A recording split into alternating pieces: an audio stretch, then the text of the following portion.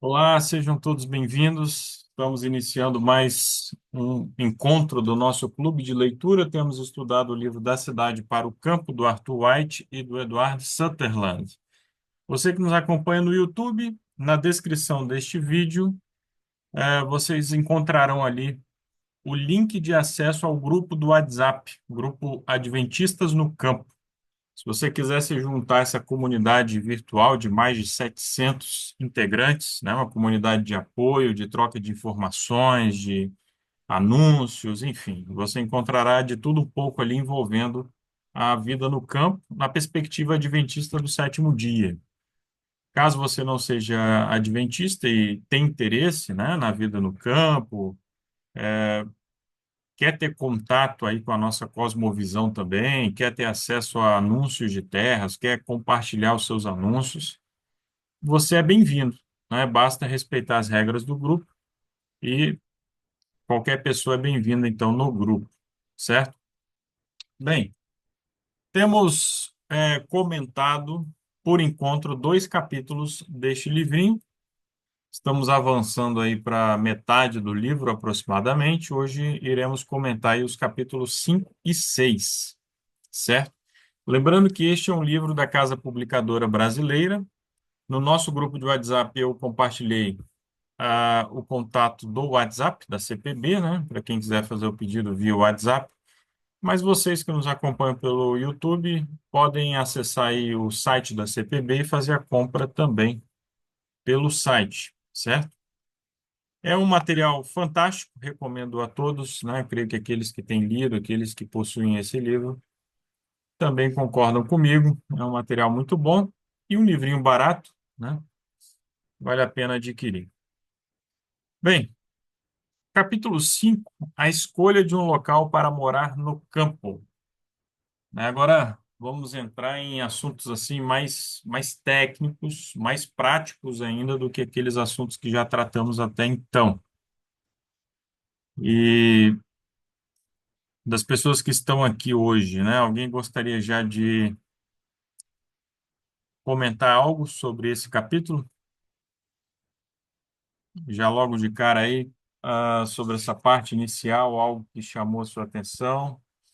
Sabemos que o chamado de Deus, né, é que o seu povo saia das cidades e procure um local no campo, né? Mas vida no campo não quer dizer especificamente viver da agricultura, certo? Então, dessa forma, o chamado é mais abrangente. Pensa lá numa pessoa aposentada, uma pessoa com uma idade já um pouco mais avançada, que eventualmente vai se perguntar, bem, como que eu vou viver do campo, né? Sendo que eu nunca tive contato com agricultura, estou com uma idade já um pouco avançada, não tenho tanto vigor.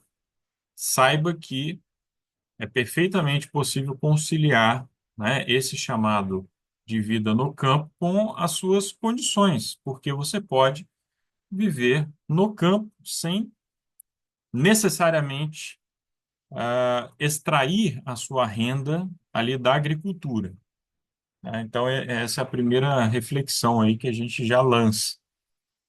Você pode viver no campo, por exemplo, trabalhando na cidade. Algumas pessoas conciliam a sua rotina, sim, principalmente cidades menores, né? A pessoa tem ali a sua residência no campo, seus filhos são criados no campo, em contato com a natureza, ar puro e todos os demais benefícios que nós conhecemos e que já relatamos nos encontros anteriores, né? Mas ainda a sua principal fonte de renda está na cidade, então essa pessoa se desloca, vai até a cidade, trabalha, no final do dia ela volta, então, para o campo. É uma possibilidade, né?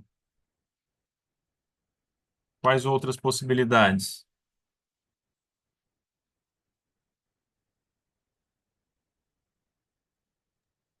Eu não sei se o pessoal vai comentar ou você vai falar, Rafael, mais para frente, mas nos tópicos eles falam sobre ter uma empresa própria, tem a opção de também da agricultura, né? Apesar de não ser obrigatoriamente assim.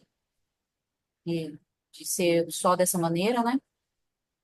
E logo depois aí ele vem falando de como escolher essa propriedade, né? Mas um ponto que ele traz que eu achei muito bom é sobre a empresa própria, né? Então, seria uma outra opção. Sim. Pois é, hoje mesmo eu estava vendo um vídeo de um Ministério de Sustento Próprio lá do Maranhão, chamado EDMI, ou EDEMI, não sei direito a pronúncia. E uma das fontes de renda desse ministério é a carpintaria. Eles fabricam ali móveis, né? E é uma das fontes de renda deles. Estão também investindo na agricultura, há uma escola missionária lá. Eu não conheço detalhes, tá, irmãos? Eu não conheço, assim, pessoalmente ninguém de lá, mas vi esse vídeo e achei interessante. Então, eles estão lá fabricando móveis, né, e tem isso como uma das suas fontes de renda. É claro que tudo isso vai influenciar diretamente ali na escolha de um local, né? Porque se a família vai para o campo com a ideia de obter da agricultura a sua principal fonte de renda, então isso vai influenciar diretamente no tamanho da propriedade, na localização, né, a disponibilidade de água e daí por diante. Se a família vai com a intenção, né, de ter ali uma pequena indústria, como foi falado, né, o marido tem ali uma habilidade, por exemplo, de trabalhar na construção civil, então ele pretende trabalhar na construção civil ali na região, ali no campo, ou investir na carpintaria. Então, isso é uma coisa, talvez não seja interessante uma área muito extensa. Talvez não se exija tanta água, né? Uma nascente, dá para ele conciliar, dá para aquela família ali conciliar uma área que não tenha uma nascente. Enfim, então são questões que devem ser levadas em consideração. Mas alguns irmãos estão entrando, podem ficar à vontade, tá? Para abrirem o microfone e comentarem.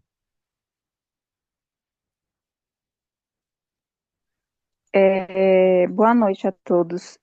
Eu gostaria de colocar um meio também, né, de trabalho até a pessoa se manter. Isso é sua renda. Os trabalhos ligados à internet, né? No caso, seria o home office. Então, você se preparar para o campo buscando profissões que você pode trabalhar de casa, né, através da internet. Então, muita gente se mudando de profissão, pessoas mais jovens, que têm esse intuito de ir para o campo, buscar também uma profissão que lhe dê essa facilidade de trabalhar de casa. Então, essa é uma vantagem, né? Eu agradeço a Deus porque eu tenho essa profissão também. Pensei no campo, né, na escolha da profissão, e, e isso foi assim algo que fez o divisor de água para eu poder me manter no campo até o campo começar a gerar renda, né? Então, eu acredito que é algo que deve ser pensado. Hoje em dia tem vários meios de se ganhar dinheiro, né, de se trabalhar realmente através da internet, então é algo que deve ser pensado. Excelente, Marcelo. Eu tava lembrando aqui, tem alguns, assim, muita gente que a gente conhece testemunho, que a gente escuta falar, quando a gente começa a estudar sobre esse tema de como é que a gente vai fazer, entendi que a mensagem é essa e agora, o que que eu faço, né? E a gente começa a entrar em contato com muitas histórias. Nessas histórias, assim, eu já vi de tudo já. Já vi o pessoal, por exemplo, do EDM, eu conheço o fundador, ele foi para a Serra do Cipó na época que eu estava lá, eles fizeram uma parceria com a Serra para ter treinamento com o Light, que é um centro de treinamento que a Associação Geral reconhece para dar o selo desses ministérios, né? Para garantir que haja harmonia, não haja dissidência, nem confusão, né? Bagunça. E eu lembro dele, assim, um rapaz novo, muita ideia boa, e eles realmente, a marcenaria, a agricultura, a ideia é ser uma escola missionária, ser treinamento de obreiros. entendeu? De obreiro bíblico, tal, e treinamento médico missionário, e de parceria com a igreja local, né, com as associações locais. Uma das ideias que eu vi nesse tempo, assim, foi, por exemplo, quem é professor, pessoas que continuam dando aula, mas aula online. Por exemplo, alguém que é professor universitário, aí dá aula online em cursos que são EAD, entendeu? Ele mora no campo e dá aula num curso EAD. Quem é da área de saúde, aí é um milhão de possibilidades, né? Que aí tem desde você atender na cidade, fazendo plantões semanais, até você fazer atendimento, montar uma pequena clínica mesmo em casa, ou receber pessoas em casa. Eu vi um pessoal, quem tiver interesse, entra depois, chama OCI, que é o Outpost Center International, né? Tem pessoas que esse um grupo que meio que regulamenta esses ministérios também no mundo inteiro, negócios, empresas no mundo inteiro, adventistas. E uma ideia que eu vi é, por exemplo, você vive a mensagem adventista, quer fazer missão e mora no campo. O que que eu vou fazer que eu preciso sobreviver, né?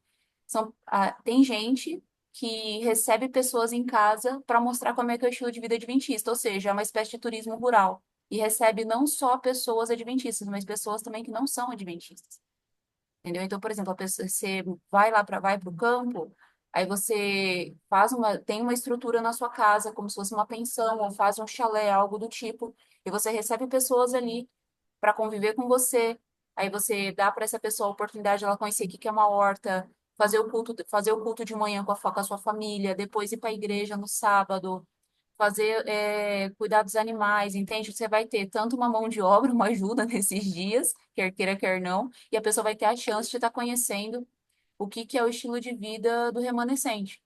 Eu já vi isso já entre pessoas que não são adventistas, tem até um programa, um site que faz isso. É um pessoal que não é adventista, você cadastra sua propriedade rural lá e as pessoas que querem só sair um pouco da cidade, passar um tempo na roça, vai lá e agenda, que nem um Airbnb, sabe? E aluga um quarto na sua casa ou o chalezinho que você tenha, que é um quarto com uma copinha e um banheiro só. A pessoa aluga e passa com você uma semana e você cobra uma diária por isso, entendeu? Então, uma espécie de turismo rural barra missão. Ellen White fazia isso, né? Ela tinha uma pensão na casa dela, que ela alugava quartos ali. Outra coisa bacana, quem mexe daí da área do direito, quem mexa com isso, você pode continuar trabalhando normalmente, só que você vai dar uma reduzida, talvez. Entende? De vai para a cidade, atende o que tem que atender, resolve o que tem que resolver e volta. Tem um amigo que faz isso. Ele mora no campo e ele vai para a cidade uma vez por semana. Agora ele está de férias, inclusive, do escritório. E aí ele vai para a cidade, atende lá uma vez, duas vezes por semana e volta para o sítio dele, entendeu? Então, tem várias possibilidades, várias, várias. De agricultura, então, nem se fala, mas quando a gente fala de morar no campo, não precisa ser só, né, a agricultura. Então, tem muita ideia boa. Quem tiver dúvida, gente, quiser assim uma inspiração, tiver orando sobre, entra no site do OCI, dá uma olhada no que o serviço voluntário adventista tem. Lá você vai ver várias ideias de grupos, de pessoas, instituições que são no campo e como é que eles fazem para viver. Fora os livros, né, que a gente tem, né? Ciência do Bom Viver, o próprio livro que a gente está estudando, o Vida no Campo, o Eventos Finais fala um pouquinho, o Educação fala bastante, né? Enfim.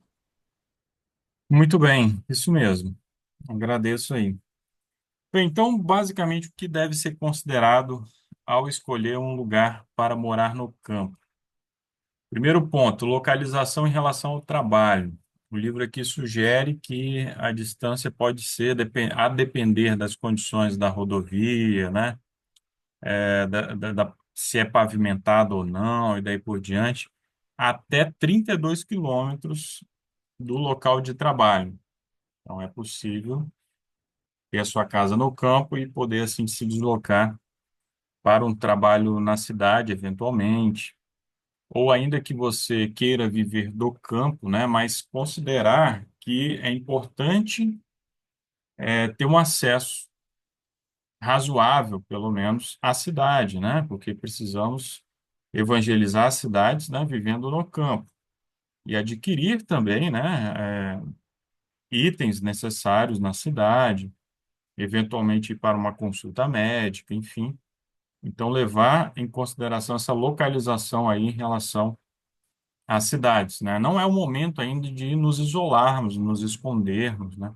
Precisamos ser uma luz, a comunidade à nossa volta. Vai chegar um momento em que iremos, sim, para os lugares isolados, para os montes, e isso vai acontecer no tempo ali de angústia, mas ainda não é o caso, né? Um outro ponto, a qualquer momento, quem quiser, tá, pode dar aí a sua contribuição. Um outro ponto, a adaptabilidade da propriedade, o quão adaptável essa propriedade é. Você consegue ali explorar bem a agricultura, a terra é fértil, né? Ela tem uma topografia adequada para você construir ali instalações, quem sabe se você quiser construir chalés, como a Natália estava falando, para receber as pessoas. Ou ela te deixa ali mais limitado, né? A questão da mata nativa, né? Que aqui no Brasil temos uma legislação rígida, embora exista uma propaganda muito negativa, que às vezes até pessoas do nosso país com más intenções fazem lá fora, mas a legislação ambiental é bem rígida, das mais rígidas do mundo, né? Então, se você vai adquirir uma propriedade que ela tem uma área de mata nativa considerável, a depender do local do país, você fica bem limitado, né? Porque você não vai derrubar, não vai ter autorização para derrubar uma grande área ali, né? Se é que você vai conseguir derrubar alguma parte dessa mata. Então, são questões que você precisa considerar ao escolher a sua terra, né? A disponibilidade de água, enfim, pasto, né? Se há pasto ou não, tudo isso você precisa considerar, né? Para as diversas funções ali da sua propriedade. Terceiro ponto, proximidade da escola, igreja e vizinhos adventistas do sétimo dia. Há famílias que vão para o campo e acabam se isolando demais e isso acaba sendo um problema, né? Acaba gerando desânimo.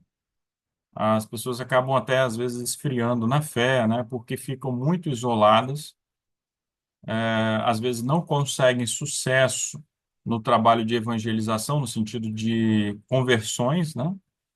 O sucesso na evangelização pode ser simplesmente anunciar o evangelho, porque essa é a nossa função, mas às vezes as pessoas não se convertem, né? Não querem aceitar a mensagem adventista e aquela família ele fica completamente isolada, a muitos quilômetros distante de uma comunidade adventista, e isso pode ser uma fonte de desânimo e, eventualmente, até levar aquela família a querer retornar para a cidade. É complicado para famílias que têm crianças, jovens, estar isolada, assim, não ter outras pessoas ali para comungarem ali da mesma fé. A educação é um fato ali importante, né? Pensar como aquelas crianças serão educadas. Existe uma, uma tendência, né, de muitas famílias que estão indo para o campo procurarem educar essas crianças em casa. Já tocamos nesse assunto aqui em outros momentos. São questões que precisam ser consideradas, né? Uma vez que o nosso país não tem uma regulamentação ainda sobre o homeschooling.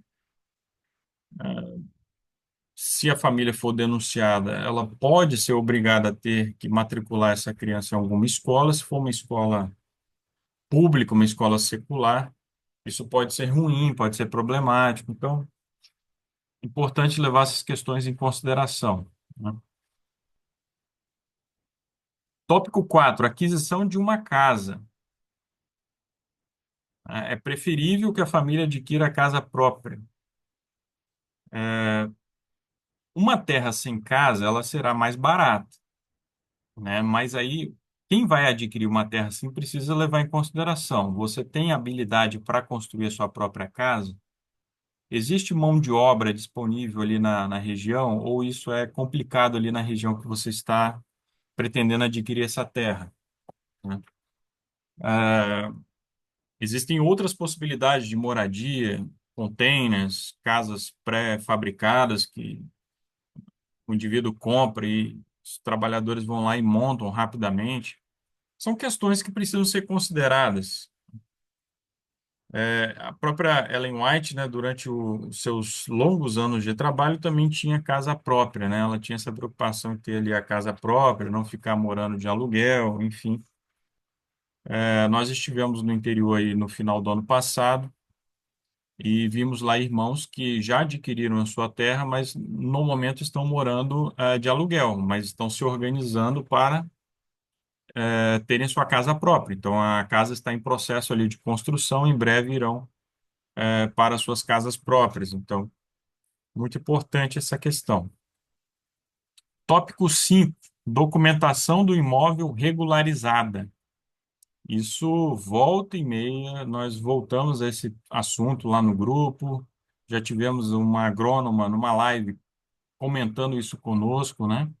Sobre essas questões relacionadas à legalização do imóvel. É possível você comprar um imóvel que não tem escritura e depois você desmembrar, enfim, ir atrás dessa documentação. Mas você precisa ter uma atenção redobrada, né? Quando está entrando num negócio assim, né? Para você não comprar terras que foram invadidas, por exemplo, e alguém fez um recibo lá de compra e venda e está tentando empurrar isso em você. Terra de área indígena, enfim, de imóveis que estão ali com problemas na justiça, empenhorados e daí por diante. É uma série de problemas que podem envolver um imóvel assim, né? Que não é escriturado. E lembrando que as terras escrituradas serão um pouco mais caras, né? Obviamente. Alguém gostaria de comentar alguma coisa até aqui? Essa parte eu acho que a gente vai criar um argumento mais para o tópico 7 sobre o tamanho da Terra, mas só para já deixar uma dica já a partir mesmo daqui já. Quando a gente fala de imóvel rural, é importante quando a gente for comprar a terra, eu não sabia disso, quando eu fui trabalhar com crédito rural que eu descobri, né? Tem o tal do módulo fiscal. Sua terra não vai ser considerada, não vai ser uma escritura de terra rural, de terra de imóvel rural, se não tiver o módulo fiscal. O que que é o módulo fiscal? É o tamanho mínimo da propriedade para ser escriturado como um imóvel rural, né? Então, por exemplo, aqui no DF, o mínimo é 2 hectares. E no Você Espírito comprar Santo também, 2 hectares. Tem 20 mil estados. metros quadrados. Então, tem alguém aqui no grupo que sabe se o módulo fiscal do teu estado é maior do que 2 hectares? Eu sei que, se eu não me engano, Minas é maior, Goiás parece que é maior, mas eu não sei qual que é o tamanho exato, mas eu penso que é um ponto interessante para se avaliar, porque quando é um imóvel rural, a sua água vai ser mais barata, a sua energia vai ser mais barata, né? As leis, as regras funcionam de uma forma diferente para você. Então, eu acho que Possibilidade de obter um financiamento, né? Aqui no Brasil nós temos o exatamente. Pronaf, que ajuda muitas Uhum, famílias que estão no campo, inclusive a minha exatamente. família, né?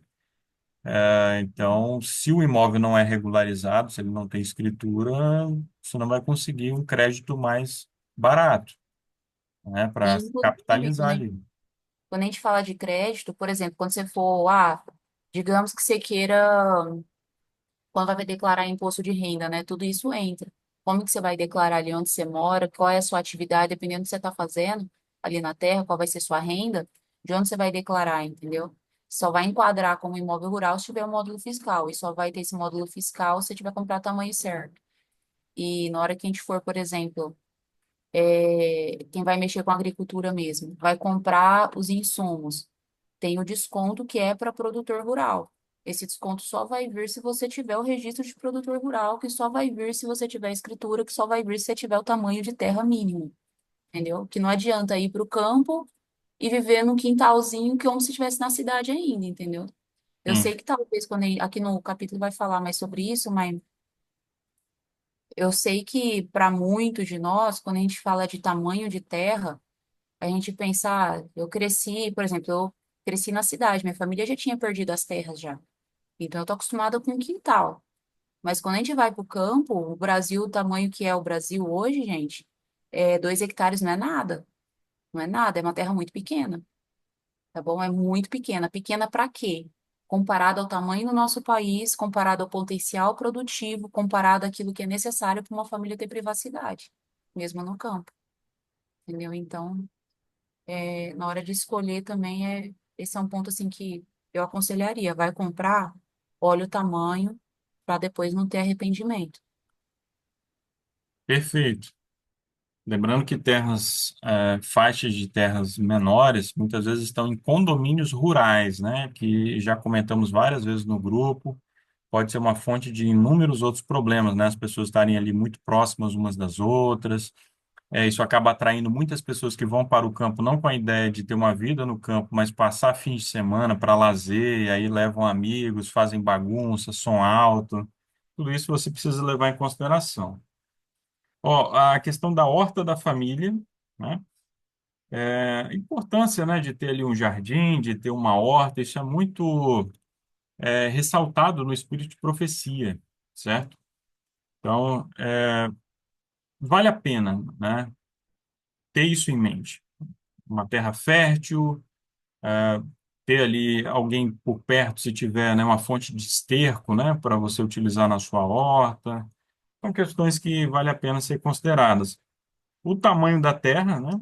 Os autores aqui colocam que 1/4 de hectare, né, oferecerá espaço suficiente para a casa e para a horta, mas aí acaba caindo nisso tudo que já acabamos de falar. Então, o ideal é você ter ali no mínimo 2 hectares para poder regularizar a terra, ter ali privacidade, no mínimo, né? A Natália aí colocou que o ideal, né, é ter uma área maior ainda, né? Levando em consideração que também hoje no Brasil, no interior, temos um problema muito sério relacionado à mão de obra, né? Você tendo uma área maior, você vai precisar de alguém para te ajudar, né? Para roçar, para tocar ali aquela propriedade. Então, quanto maior a terra, maiores serão as dificuldades que você terá para conseguir mão de obra também. Eu estive no interior essa semana, fui visitar minha avó e, num dado momento, estava esperando um ônibus ali à beira da BR, passou um rapaz perguntando se a gente sabia de alguém que ele queria trabalhar, ele queria oferecer a mão de obra dele. Eu achei aquilo ali extremamente surpreendente, assim. Eu até peguei o contato, não conheço, nunca vi o rapaz na minha vida, mas é uma situação extremamente rara, pelo menos aqui no meu estado. Tenho conversado com irmãos de outros estados também. Mão de obra tem se tornado extremamente escassa, né? Bem, estamos aí, finalizando a questão das conveniências, né? A internet, energia, facilidades assim e necessidades, né? Hoje tudo isso é necessário, né? Para você se informar, ter ali acesso aos mercados, né? Oferecer os seus produtos, anunciar, eventualmente o produtor rural ter um site, né? Para ele colocar ali os produtos dele, redes sociais. Então é importante levar isso tudo em consideração, ok? Bem, estamos aí caminhando para os últimos 6, 7 minutos. Capítulo 6: o cuidado da horta e outras atividades. Quem gostaria aí de comentar? Temos aí vários outros irmãos, né, que entraram, eventualmente leram aí esse capítulo também. Um capítulo curtinho. Alguém gostaria de dar aí uma pincelada?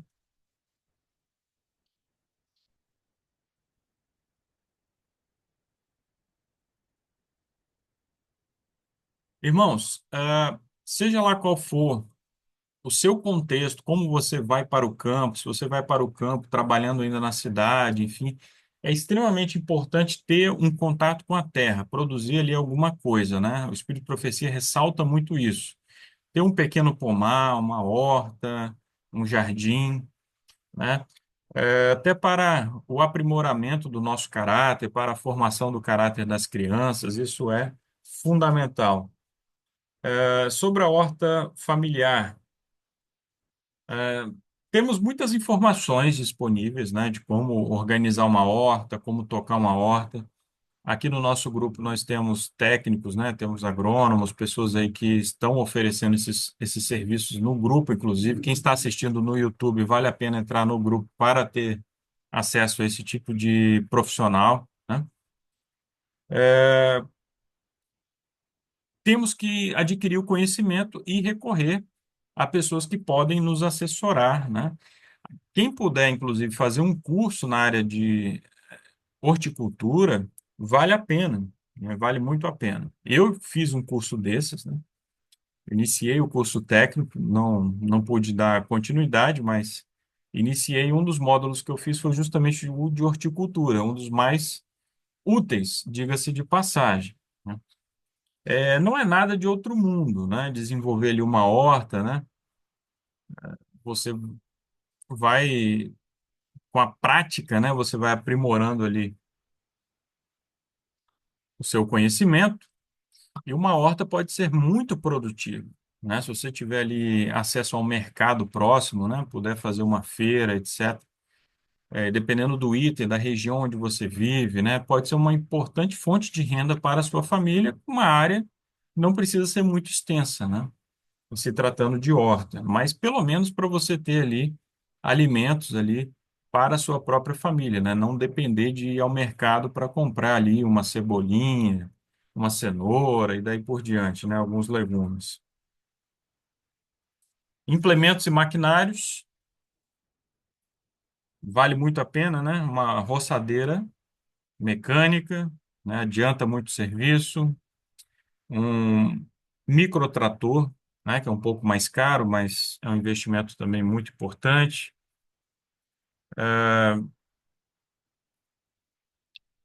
Que mais? Quais outros equipamentos? Alguém lembra aí de mais algum?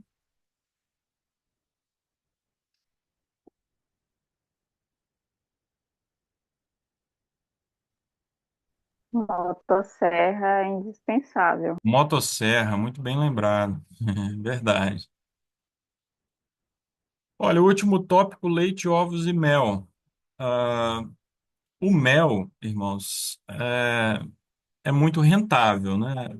Assim, todas as informações eu não tenho experiência, não sei, mas tudo aquilo que eu vejo na internet, cursos que são oferecidos, né, de apicultura, tive contato com professores que se dedicavam à apicultura também, e todos eles falavam a mesma coisa, olha, vale muito a pena, dá trabalho, obviamente, né?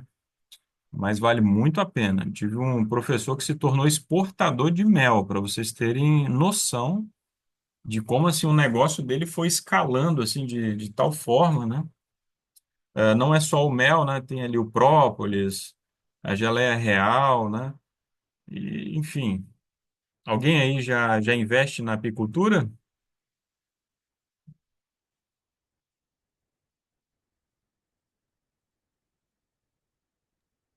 Eu queria só dar uma dica. Ahn, Quando a gente fala de produção para consumo próprio, quem quiser, depois eu posso deixar anotado isso lá no grupo, como é que funciona o raciocínio.